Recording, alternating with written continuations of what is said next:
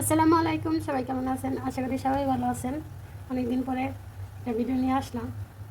প্রথম রোজা সবার কেমন কাটলো অবশ্যই কমেন্ট করে জানাবেন। আলহামদুলিল্লাহ আমার তো ভালো কাটছে, কিন্তু আমি এবছর রমজান আসছে কোনো বাজার করি নাই, তো এইমাত্র কাটতে আসলাম।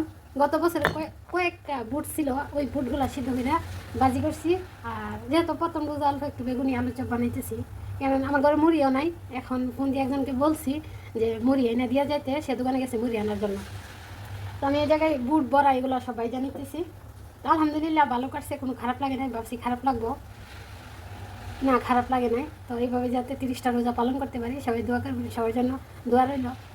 তো গত বছর বুট ছিল, অল্প একটু বুট ভাই জানিছি, এগুলাই আর নাই। 2-3 দিন খাওয়া যাবে যেহেতু একটা মানুষ।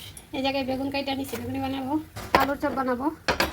এই তো এই জায়গায় ডাল মাখাই নিছি বড়া বানানোর জন্য। প্রথম রোজার প্রথম ইফতারি বানাইতেছি। ডালের বড়াগুলো অনেক কমছে, বেশি ভালো হয়েছে। ইফতারি বাজা হয়ে গেছে, এদিকে ইফতারির টাইম হয়ে গেছে।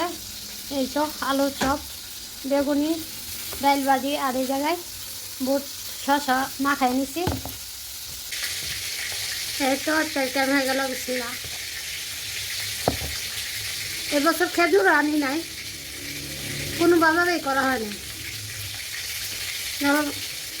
বাজার পুরা খাওয়া নিয়ে শেষ, তার জন্য পয়লা ইফতারিতে বানাইছি। আর নাও বানাইতে পারি, আবার যদি চুরবাই আসে বা বাঁধে বাঁধে বানাবো। কিন্তু বাজার আনবো, বাজার যে আনবো না তা না।